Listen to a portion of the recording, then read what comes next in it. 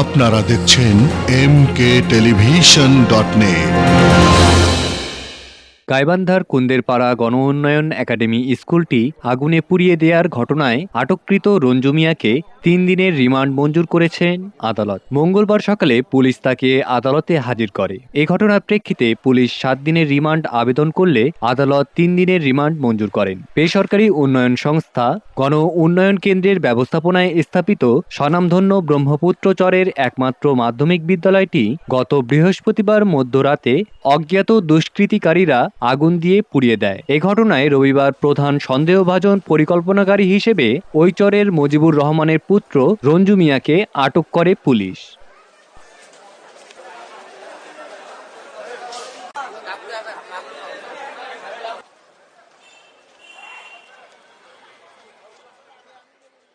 পরবর্তী সংবাদ দেখার আমন্ত্রণ জানিয়ে এখানেই শেষ করছি।